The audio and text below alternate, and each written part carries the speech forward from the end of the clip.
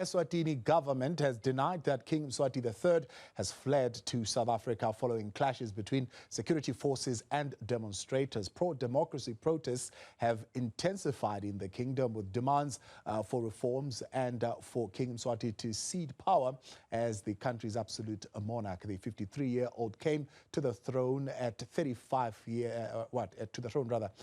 years ago and rules by decree. Now let's discuss this further. We're joined by activist Simphiwe Luthuli. Simphiwe, good evening and thank you very much for joining us tonight here on In Focus. First and foremost, we tried earlier on to get a hold of some civil society organizations in the country, but I believe there is a complete ban on the internet in the country right now. Can you confirm that? Yes, there is a ban. Hi, Thabo, thank you for having me. There is a ban at this point, so we can't reach out to anybody unless you call them directly. And what does this mean? I mean, in the context of the protests that we are seeing and the way in which generally the government of Eswatini has been responding to dissent even over the past years?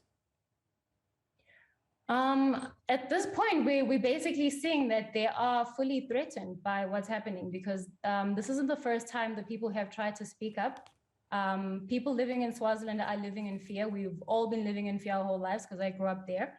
And we have no voice. We have no freedom of speech. And at this point, we're seeing that the king has fled. So clearly, we've shaken the ground to some level. He feels the fear. He sees that things have changed and he cannot silence us anymore by threatening us, killing us, or torturing us. Yeah. You're saying this is not the first time that people have risen up. There have been protests in the past. What is at the heart of that protest? What is the kind of social transformation is being sought here?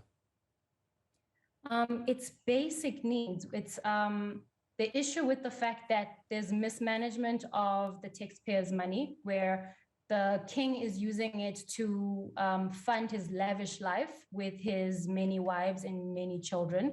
It's the fact that the unemployment rate is very high.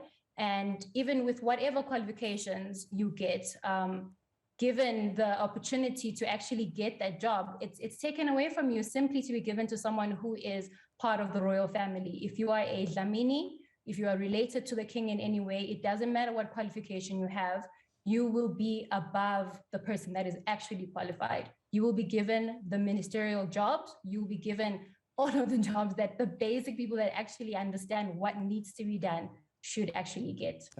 Is this a tussle between protesters, contemporary protesters, who do not want to conform as opposed to what would say the cultural legitimacy of the king actually being in that position, or versus what maybe the protesters would say the political legitimacy that the king has afforded himself? Yeah, because he's given himself so much power that not only is he king, and in his words, he's ordained by God, he has power over everything, not only the financial bits of the country. If you own a company, he has the rights to have shares in your company. He also is the person that dictates who the prime minister will be. There is no voting at all. The people have no voice and have no freedom to choose the people that are in charge of the country. Given the fact that that is happening, the country isn't going anywhere. Swaziland is, as you know, a small country, landlocked country between South Africa and Mozambique. And we have the same, or let me rather say our currency is at the same power as the rand. However, we're not growing in any way. It's a beautiful country. We have lots of things to offer. But given the people that are in power, we are not growing in any way. We keep borrowing money consistently, not to grow at all, but rather to just fulfill his pleasures. Yeah. So he has too much power, yes. It seems these protests and demonstrations have happened overnight, but I'm sure they haven't, right? I'm sure there is a genesis of when they actually happened. But what has brought them to a boil to the degree that we are seeing now? Well, to be honest, it has been happening over and over for years now. there have been underground movements. However, they are always stopped because we are all in fear of impimpi. There's always fear that someone is going to tell on you. And like I said before, people just disappear. Whenever you speak up, whenever something happens, people disappear, and all of a sudden they have committed suicide or given up on their venture.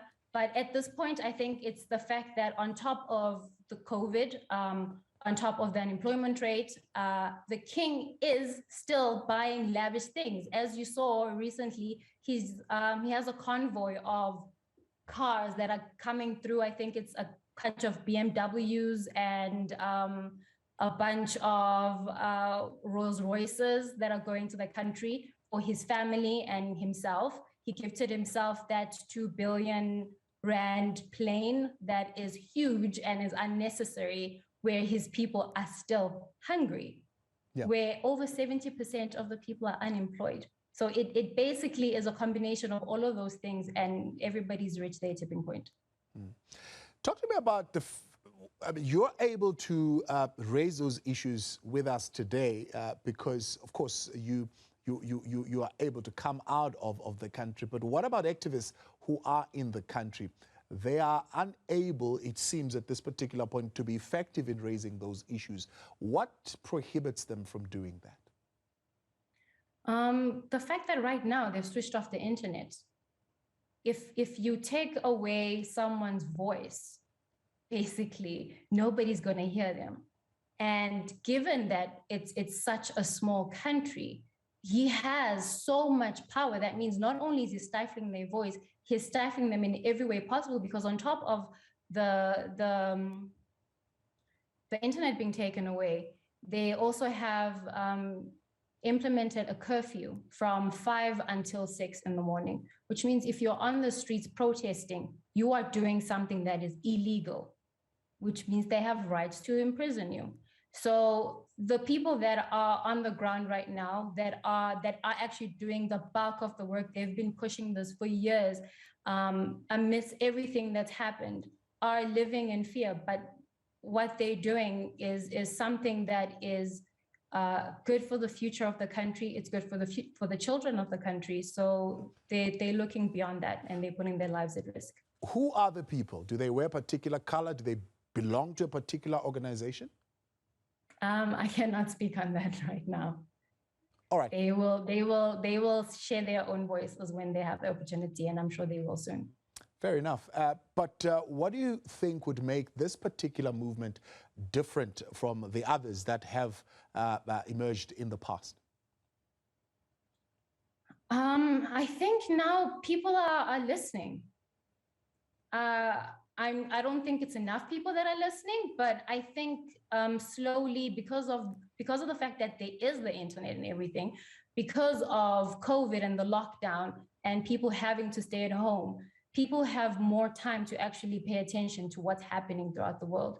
And yeah, I think this one is a lot more stronger than the other ones, because people are now also willing to die for this. Yeah.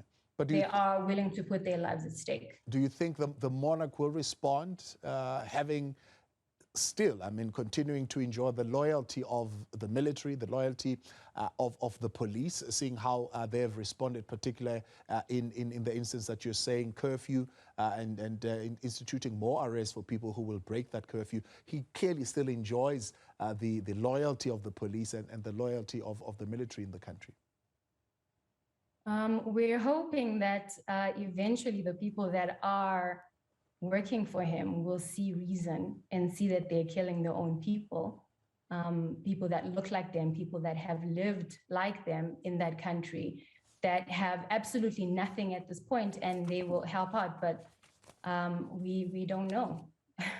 We're praying and we're hoping and pushing that he will stop and actually give in to everybody's demands. So I'm not sure what their reaction will be. All right, Simphiwe Luthuli, I appreciate your time, and thank you very much for joining us tonight. Simphiwe Luthuli, activist there in Swaziland, giving us, of course, some of the information as far as this movement is concerned and what it actually means at this time.